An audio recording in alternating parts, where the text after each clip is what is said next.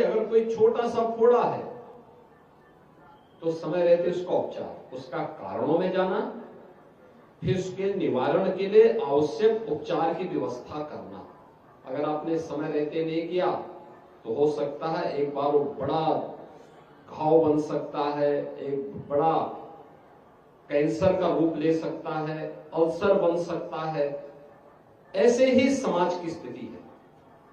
समाज को भी कहीं पर कोई कमी है, फूट पड़ रही है, मतभेद खड़े हो रहे हैं, समय रहते उसके उपचार की व्यवस्था होना। और अगर उपचार की व्यवस्था हम समय रहते उसका परिमार्जन कर लेते हैं तो एक लंबी यात्रा के लिए फिर हम उसका ओवरऑलिंग कर लेते हैं, एक लंबी यात्रा के लिए हम उसको तैयार कर लेते हैं। लेकिन अगर हम उसको देख करके अनसुना कर दें, याद रखना वही बाद में कैंसर का रूप लेता है और फिर असाध्य भी हो जाता है। और कुछ ना कुछ ऐसा ही हमारे समाज के साथ भी हुआ। विधर्मी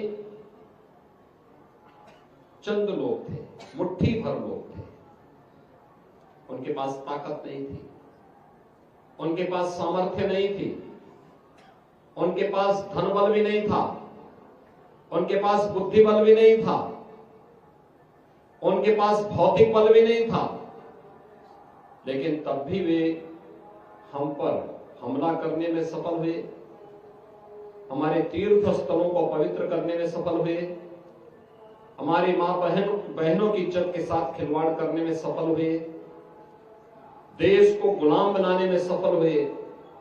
एक लंबे समय तक कई पीढ़ियों ने गुलामी के माहौल में अपना जीवन यापन करके इस धराधाम को छोड़ करके चले गए और अपमान की उस दास्ता को झेलने के लिए हम सब मजबूर रहे।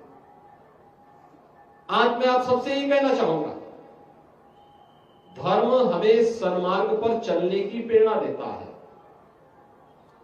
समय समय पर बनी हमारी स्मृतियां इस समाज का मार्गदर्शन करती रही है, समाज को सही दिशा में आगे बढ़ने के लिए प्रेरित करती रही। अगर कोई छोटा सा फोड़ा है तो समय रहते उसका उपचार, उसका कारणों में जाना, फिर उसके निवारण के लिए आवश्यक उपचार की व्यवस्था करना।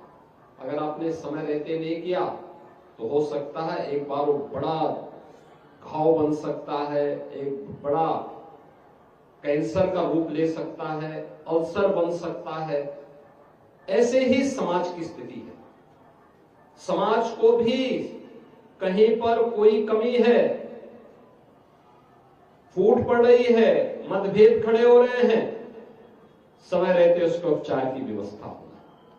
और अगर उपचार की व्यवस्था हम समय रहते उसका परिमार्जन कर लेते हैं तो एक लंबी यात्रा के लिए फिर हम उसका ओवरऑलिंग कर लेते हैं, एक लंबी यात्रा के लिए हम उसको तैयार कर लेते हैं।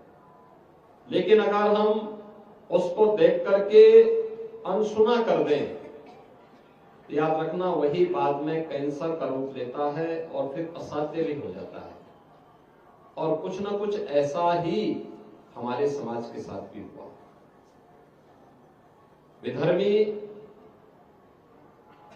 चंद लोग थे, मुट्ठी भर लोग थे, उनके पास ताकत नहीं थी, उनके पास सामर्थ्य नहीं थी, उनके पास धन बल भी नहीं था, उनके पास बुद्धि बल भी नहीं था, उनके पास भौतिक बल भी नहीं था, लेकिन तब भी वे हम पर हमला करने में सफल हुए, हमारे तीर्थ स्थलों को पवित्र करने में सफल हुए, हमारी मां बहनों की इज्जत के साथ खिलवाड़ करने में सफल हुए, देश को गुलाम बनाने में सफल हुए।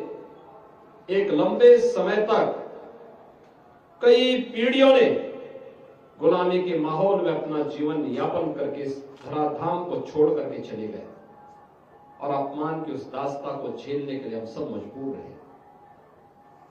आज मैं आप सबसे यही कहना चाहूंगा, धर्म हमें सन्मार्ग पर चलने की प्रेरणा देता है।